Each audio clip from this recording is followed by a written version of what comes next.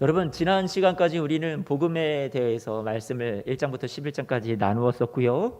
그리고 또 요 근래에는 우리 자신을, 우리 몸을, 그러니까 우리의 삶의 전체를 하나님 앞에 산 제사로 드려라, 일상의 예배자로 살아가는 삶을 함께 나누었었습니다. 그리고 계속 이어지는 연장선상에서 생각을 새롭게 함으로 변화를 받아서 이전과 다른 복음 안에서의 새 삶을 살아보아 과연 이것이 하나님의 선하시고 기뻐하시고 온전하게 생각하시는 그런 삶이 맞구나, 그것을 분별하라.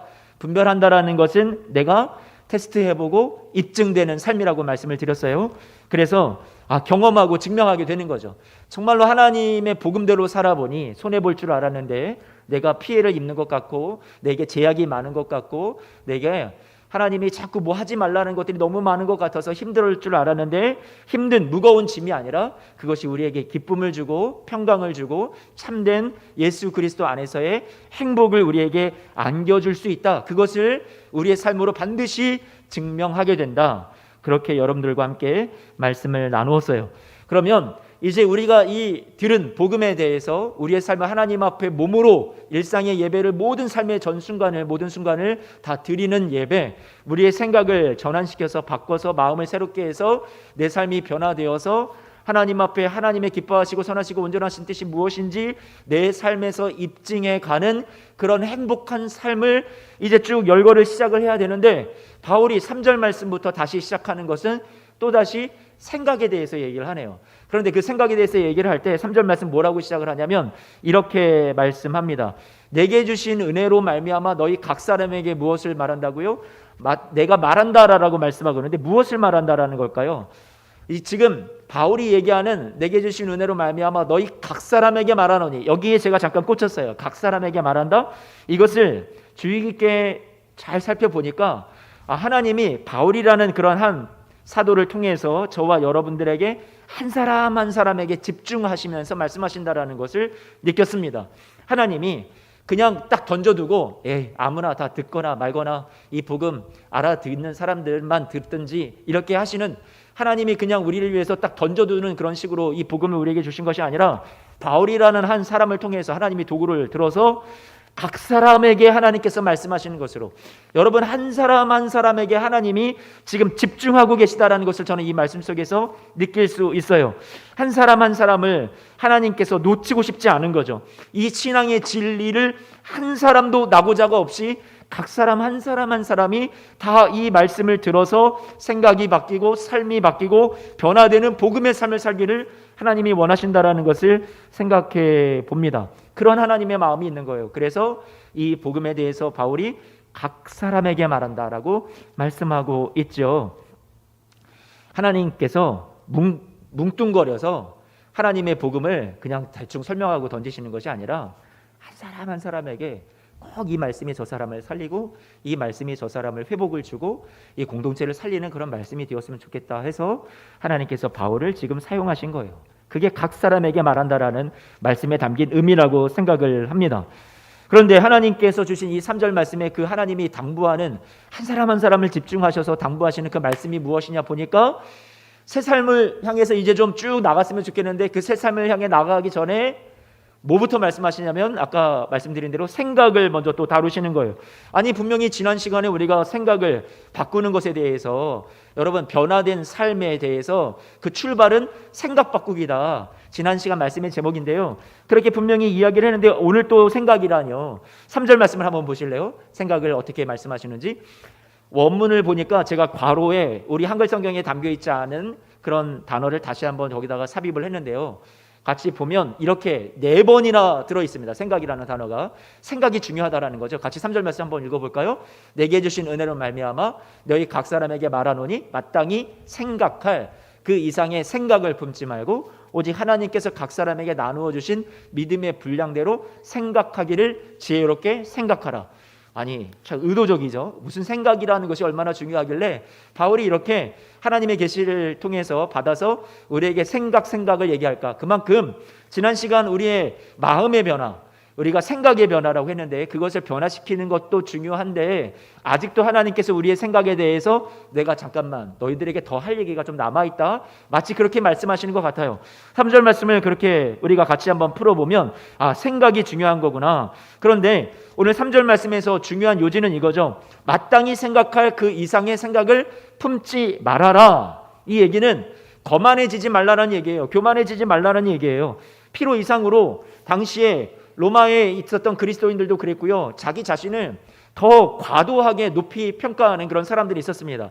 예를 들어서 이방인이면서 그리스도인이 된 사람들은 유대인들을 보면서 깔보면서 너희들은 하나님 앞에 버림받은 이제 백성들이야. 이제는 하나님이 교회를 쓰셔. 이제는 우리 이방인이지만 우리가 새로운 이스라엘이야 하면서 무시했던 그런 이방인들이나 그리스도인이면서 또는 유대인들이 또 그리스도인 된 이방인들을 인정하지 않죠. 자신들은 혈통적으로나 민족적으로나 우리가 더 우월하다고 생각을 했었던 그런 우월감이 존재했었단 말이에요. 그런데 오늘 말씀에 12장 3절 말씀에는 뭐라고 얘기를 하냐면 과도하게 자신을 높이 평가하지 말라라고 얘기하고 있는 거예요. 그것이 마땅히 생각할 그 이상의 생각을 품지 말라라고 말씀하고 있습니다. 그러면 어떻게 생각하라는 얘기예요? 오늘 3절 말씀 한 번만 더 띄워주세요. 3절 말씀에 보니까 지혜롭게 생각하래요. 지혜롭게 생각하라. 여러분, 지혜롭게 생각하라는 얘기는 영어 성경을 보니까 sober라는 표현을 쓰고 있는데 술 취하지 않은 상태를 말하는 거예요. 소주를 버린, 제가 예전에 영어 단어를 배울 때 sober는 어떻게 외워지? 술 취하지 않은. 소주를 버렸다 그래서 sober 이렇게 외웠는데요. 여러분, 오늘 이 영어 성경을 보니까 지혜롭게 생각하라는 말은 술 취하지 않은 상태를 말하는 거고, 그 말은 흐리멍텅해지잖아요. 우리가 술을 마시면 이성이 마비가 되고 잘 판단을 쉽게 못하고 멍청해지는 그런 우리의 생각이 될 수도 있는데요. 제가 이 멍청이라는 말을 써서 죄송해요. 술 드시는 분들 모두가 다 멍청하다는 얘기는 아니니까 오해하지는 마세요. 자, 술 취하면 우리가 흐리멍텅해지잖아요. 생각이요. 그런데 그렇게 되지 말고 아주 정확하게 자신을 보라라는 얘기예요. 자신의 능력을 과대평가하지도 말고 또 지나치게 과소하게 여기지도 말고 낮은 자존감도 갖지 말고 정확하게 객관적으로 자기 자신을 생각하라라는 얘기예요. 지혜롭게 생각하라. 여러분, 지혜롭게 생각하라라는 얘기 앞에 여러분 무엇이 있어요? 수식이. 어떻게 생각하라고요? 3절 다시 한 번만 띄워주세요. 3절 말씀을 다시 한번 살펴보니까 지혜롭게 생각하라라는 그 말 앞에 어떻게 생각하라고 여러분들에게 다시 부연 설명을 해주고 있어요. 수식이 있죠. 어떻게요? 각 사람에게 오직 하나님께서 각 사람에게 나누어 주신 무엇대로 지혜롭게 생각하라고요? 그렇죠. 믿음의 분량대로 지혜롭게 생각하라고요.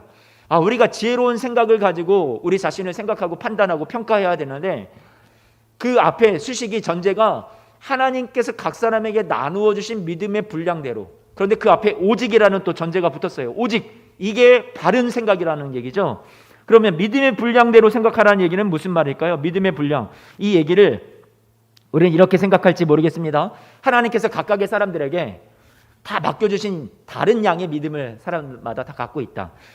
저 사람은 대단한 믿음을 갖고 있네. 나보다 더 하나님이 주신 게 많은 것 같네. 나는 이것밖에 없는 것 같은데. 여러분, 이 믿음의 분량을 양으로 생각하는 것은 오해예요. 이 말씀에 대한 오해예요. 하나님께서 각 사람에게 나누어 주신 그 양이 서로 다르다라는 그런 얘기가 아니에요. 오르지 못할 나무는 쳐다보지도 말아라. 어떤 사람은 상당한 것을 주셨고 어떤 사람에게는 덜 주셨다. 나는 부족함을 받았다. 여러분, 부족하게 받았다 그렇게 생각하라는 말씀이 아니라 이 말씀에서 믿음의 분량이라는 말에서 이 분량이라는 단어가 뭔지를 우리가 정확히 살펴봐야 되는데, 분량이라는 말은 성경에 쓰여진 그 헬라어 그리스어로 메트론이라는 단어를 쓰고 있어요. 분량이라는 말은 메트론이라는 말은 기준, 잣대, 척도라는 말이에요.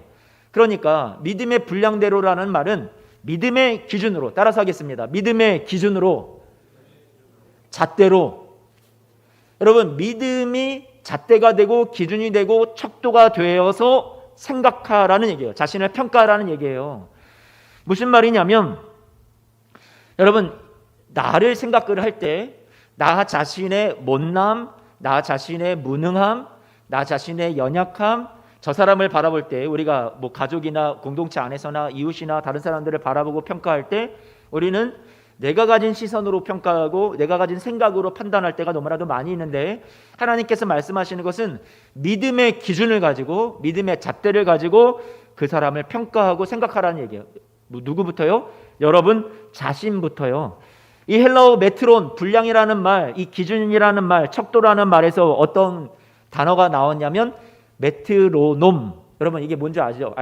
같이 한 번만 사진 하나 보여주실래요? 이 박자 이렇게 세는 거잖아요. 그 기준이 된다라는 거예요. 그래서 이 헬라어 분량이라는 단어에서 기준, 척도, 잣대라는 단어에서 메트로놈이라는 단어가, 이 물건이 이름이 지어졌어요. 사랑하는 성도 여러분, 믿음이 기준이에요. 로마서 말씀이 지금까지 쭉 얘기해왔던 그 얘기대로 풀어본다면, 우리가 믿는 하나님의 복음, 우리 자신을 정확하게 측량할 수 있는 유일한 하나의 기준은 무엇이냐? 그것은요, 믿음이라는 거죠. 이 믿음은 누가 주신 거예요? 하나님이 저와 여러분들에게 주신 믿음이에요. 내가 스스로 가진 믿음이에요? 아니요. 하나님이 여러분에게 주신 믿음이에요. 내가 예수를 그냥 믿게 된 게 아니에요. 하나님이 여러분에게 역사하시고 은혜를 베푸셔서 우리가 이 믿음을 선물로 하나님 앞에 받았어요. 그 믿음, 복음 안에서, 다시 말하면 그리스도 예수 안에서 여러분들이 복음 안에서 나를 평가하는 거죠. 우리 모두는 십자가에 못 박히신 예수 그리스도를 통해서 구원의 믿음이 주어졌어요. 그 구원의 믿음 안에서 우리 자신을 들여다보는 거죠. 그것으로 우리를 평가를 하는 거예요. 그리스도 예수 밖에 있을 때, 믿음 밖에 있을 때는 우리가 우리를 생각을 할 때 우리는 버림받은 존재요, 우리는 망하는 존재요, 우리는 삶의 방향과 목적도 모르고 그냥 세상에 내동댕이 쳐지듯이 세상에 어쩌다가 우연히 존재하게 된 마지못해 살아가는 삶으로 우리가 스스로 인식하지는 않았는지 모르겠어요. 그러나 우리가 우리를 바라볼 수 있는, 평가할 수 있는 새로운 기준은 그리스도 예수 안에서의 복음이라는 얘기죠. 그 믿음이 기준이 되는 거예요. 우리는 예수 그리스도를 통해서 우리가 어떤 존재인지를 알게 되었어요. 훨씬 더 우리는 존귀한 자들이에요. 내가 생각하는 것보다 더 하나님께서 여러분들을 많이, 내가 생각하는 것보다 더 많이 사랑받는, 하나님이 사랑하시는 그런 자들이세요. 하나님이요, 저와 여러분들을 얼마나 사랑하셨으면 독생자 예수 그리스도를 저와 여러분들을 대신해서 죽이시기까지, 십자가에 못 박으시기까지 여러분을 그렇게 하나님께서 소중히 여겨주셨냔 말이에요. 우리는 믿음 안에서 나 자신을 들여다봐야죠. 복음은 우리 자신을 하나님 앞에서 바로 볼 수 있게 도와줍니다. 내가 아무리 스스로 능력이 뛰어나다 해도 나는 하나님의 사랑으로만 구원받는 자에 불과하다라는 것을 겸손하게 낮출 수밖에 없고요. 또한 반대로 나 자신을 자꾸만 낮추는, 자존감이 낮춰진 그런 사람들도 더 이상 자신을 그렇게 보잘것없는 존재로, 하찮은 존재로 평가하지 않도록 복음은 믿음 안에서 저와 여러분들의 새로운 기준이 될 수 있는 거예요. 세상에 유일하고 하나밖에 없는 독자 예수님을 우리를 위해서, 우리를 대신해서 죽이시고 우리를 살리실 만큼 하나님의 눈에 여러분은 소중하고 보배로운 존재요, 구원받은 하나님의 자녀들인 줄로 믿습니다. 따라서 하겠습니다. 나는 하나님 앞에 가장 사랑받는, 가장 존귀한 하나님의 자녀입니다. 아멘. 동시에 여러분들은 내가 그런 자 된 것은 나의 은혜가 아님을 알고 믿음 안에서 내가 마땅히 생각할 그 이상의 생각을 품지 않을, 나는 은혜로 된 자라는 것을 오늘 찬양의 고백처럼요, 여러분들이 그렇게 늘 고백해 나가시는 여러분 되시기를 주님의 이름으로 축복합니다. 다인종으로 구성되어 있었던 이 로마 교회 공동체 안에는 항상 그 막 힘들었던 그 과제가 무엇이었냐면 한 몸으로 서로를 받아들이는 것이었어요. 아까도 얘기했듯이 이방인이면서 그리스도인이 된 사람들, 또 로마에서 그리스도인인데 유대인인 사람들이 서로 잘 인정을 해주지 않았었죠. 그러니까 12장 1절 말씀부터 사도 바울이 복음에 대해서 쭉 설명을 하면서 유대인들이 너희가 혈통 자랑하고 민족 자랑할 게 아니야 이렇게 얘기를 했고, 또 로마에 있는 이방인이면서 그리스도인들에게 너희가 스스로 높다고 생각하지 말고, 또 유대인들 또 깔보지 말고, 너희가 지금 구원받은 새 이스라엘이라고 자랑하지 말고 그렇게 자신들을 다 낮추라고 얘기를 하면서 12장 1절 말씀에 뭐라고 말씀하냐면, 그러므로 형제들아 라고 얘기하고 있다는 것에 우리가 좀 주목해 보았으면 좋겠습니다. 12장 말씀부터 새 삶을 우리에게 열어가는 이 장의 서두에 형제들아 라고 시작하고 있다는 거예요. 이방인이나 유대인이나 모두가 다 예수 그리스도 안에서 우리는 하나의 형제라는 것을 강조하면서 우리는 하나다, 우리는 한 몸이다, 이것을 강조하고 있음을 눈여겨보시기를 바라요. 그러면서 4절 말씀에 보니까 바울이 이렇게 풀어갑니다. 우리가 한 몸에 많은 지체를 가졌으나 모든 지체가 같은 기능을 가진 것이 아니니. 교회를 몸으로 비유를 하는 거죠. 몸에는 여러 지체가 있듯이 교회 안에도 여러 많은 사람들이 각자 다 필요한 곳에 이렇게 하나님께서 위치를 해 주셔서 함께 신앙생활해 가도록, 함께 유기체가 되도록 만들어 주셨다는 얘기를 하고 있는 거예요. 12장 4절 말씀에 다시 한 번만 띄워주세요. 우리가 한 몸에 많은 지체를 가졌다라고 얘기하고 있어요. 여러분, 나를 바라보는 관점은 나는 절대 혼자가 아니라는 얘기예요. 여러분, 오늘 말씀의 제목이요, 성경적인 여러분 관점으로 나를 바라보기라는 거예요.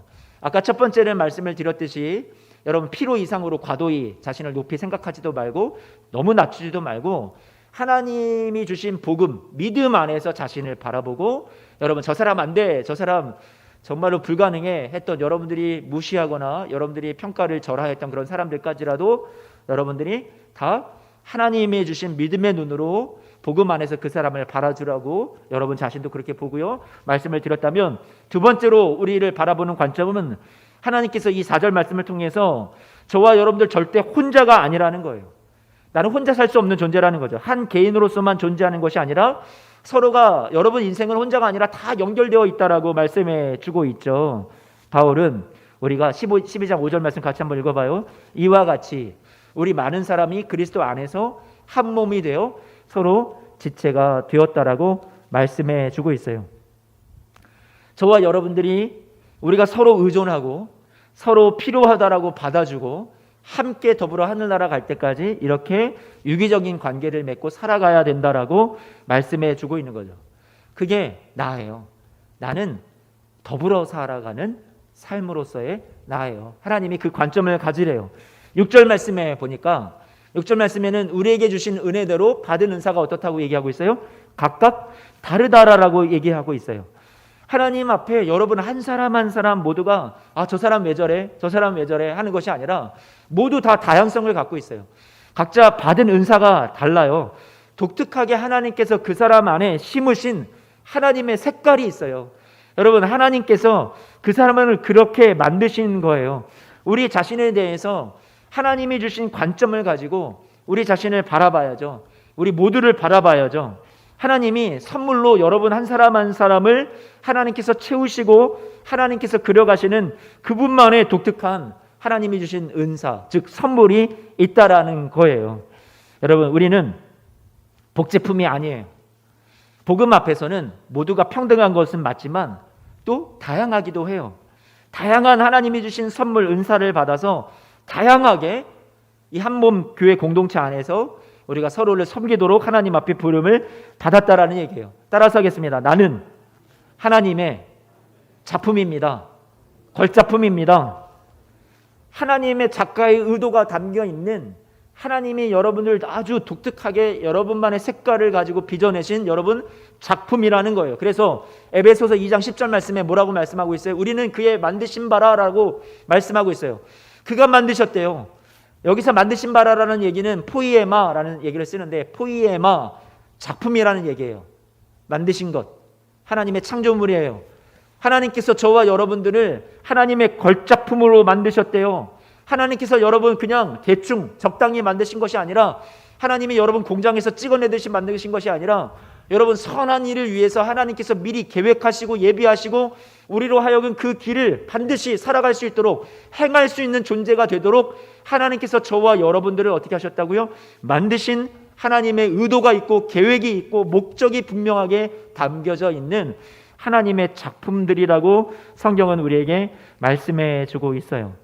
고린도전서 12장 17절에서 21절 말씀을 보니까 또 교회에 대해서 바울이 하나님 앞에 받은 계시를 가지고 우리에게 전달해 주는 것은, 당시 고린도 교회는 또 분쟁이 많았어요. 내가 높다, 내가 가진 은사가 더 크다, 야 너는 참 나보다 한참 낮은 수준의 은사를 받았구나, 그래서 내가 더 하나님 앞에 인정받는 거지, 내가 더 높은 거지, 내가 더 믿음의 분량을 더 많이 받은 거지 자랑하는 사람들이 있었거든요.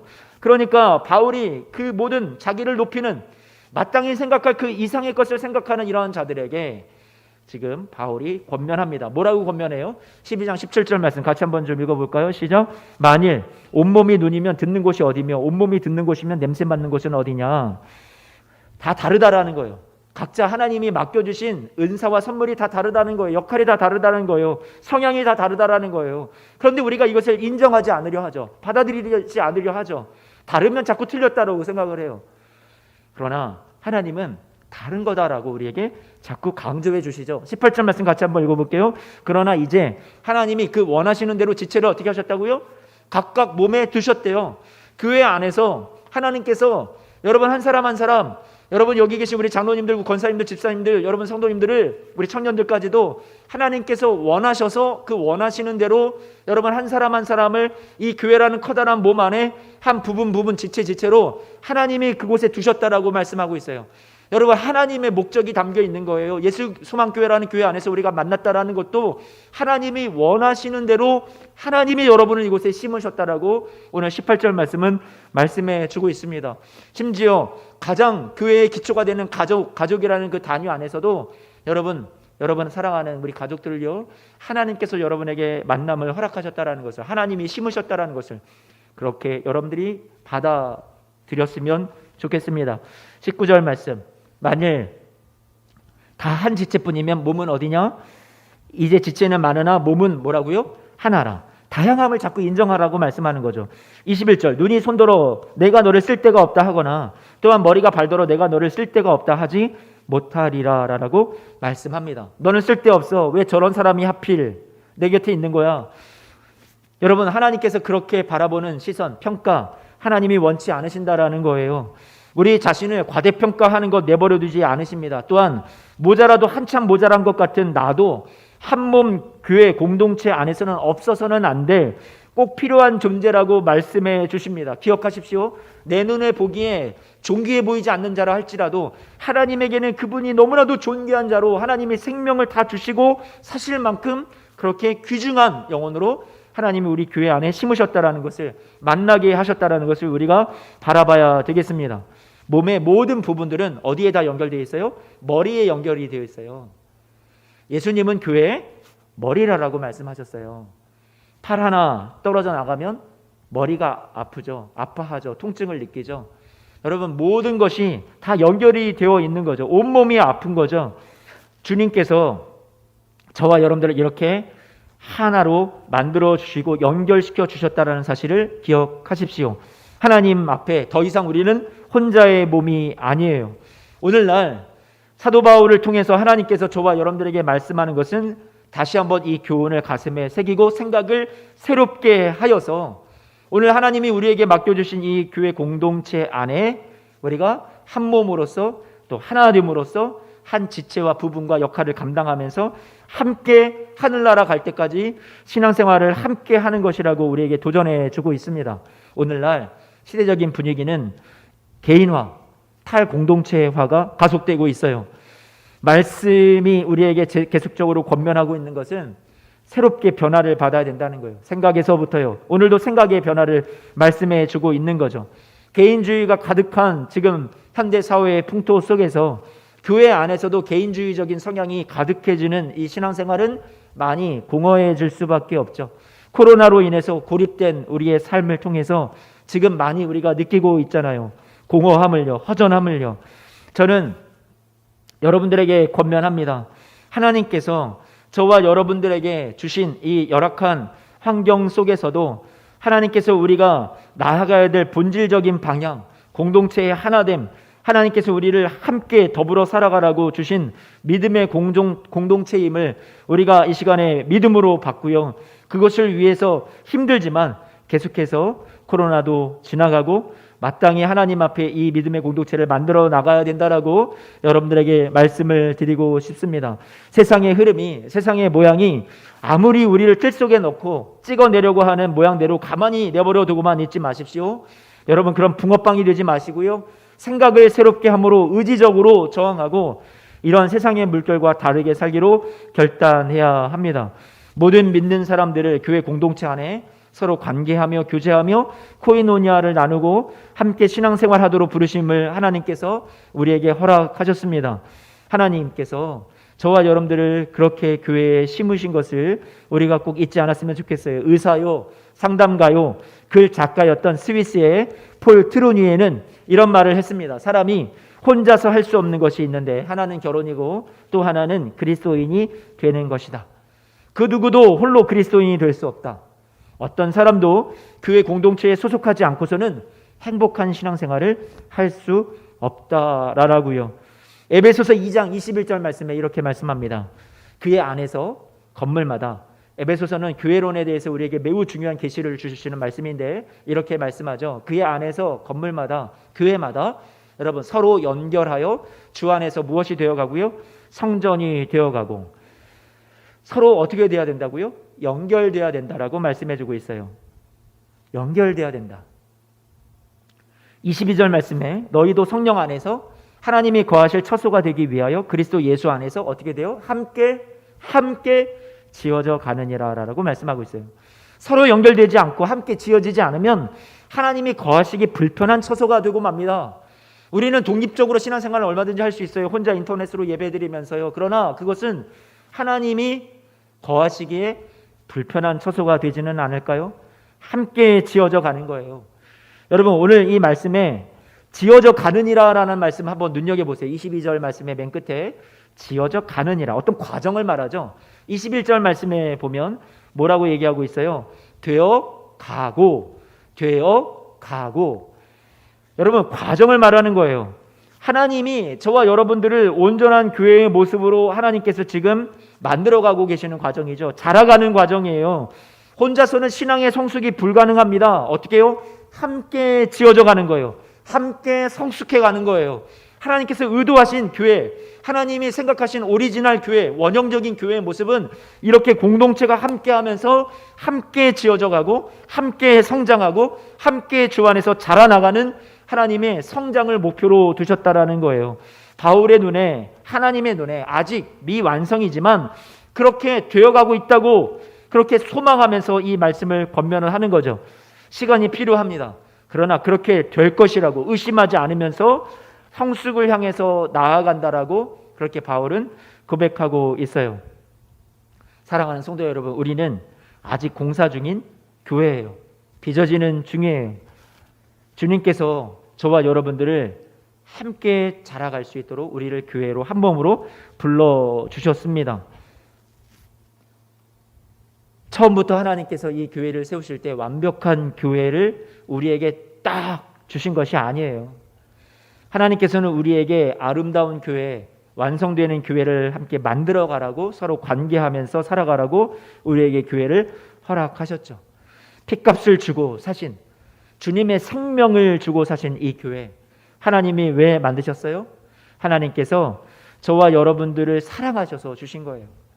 나를 관계하면서 나를 피곤하게 하고 나를 하나님께서 힘들게 하시려고 이 공동체 안에 여러분들을 있게 하신 것이 아니에요. 우리가 아니라고 생각하는 그 영혼도 주님께서 사랑하십니다. 주님의 생각으로 우리가 관점을 바꾸어야 돼요. 그 영혼도 주님이 얼마나 사랑하시는지를, 그 영혼을 얼마나 기대하고 여전히 부족하지만 완성될 모습을, 함께 지어져가는 모습을 얼마나 하나님이 소망하고 계시는지를 우리는 관점을 바꿔야 돼요. 하나님의 놀라운 사랑을 갚을 수 없는 은혜와 용서를 이미 깊이 경험한 사람들의 모임이 교회죠.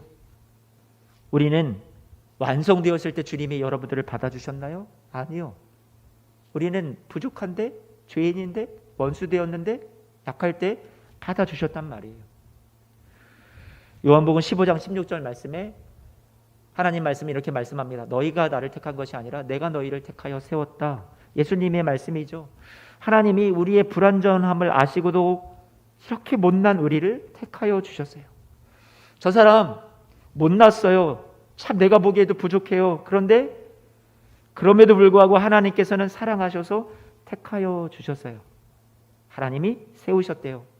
여러분 안에 만남을 허락하셨대요. 가정 안에서도, 교회 공동체 안에서도 이웃과 여러분 일터에서 만남 속에서도 하나님께서 그렇게 허락하신 것으로 우리가 폭넓게 받았으면 좋겠어요. 하나님 눈 깜짝할 사이에 완벽하게 하실 수 있는 능력이 없어서 그러신 것이 아니에요. 그런데 왜 하필 하나님은 이렇게 굼뜨고 서투르고 참 모자라도 많이 모자라고 더디게 만들어져가는 우리 교회에게 하나님께서 이렇게 공동체로 만나게 하셔서 함께 자라가라고 하나님께서 우리에게 허락을 하셨을까요? 그것이 하나님의 방법이에요. 하나님은 저와 여러분들 통해서 교회를 만들어 가십니다. 부족하지만 부족한 자들끼리 함께 모여서 서로 위하고 기도해주고 섬겨주면서 함께 교회로 자라가고 성장하라고 우리를 묶어주셨어요.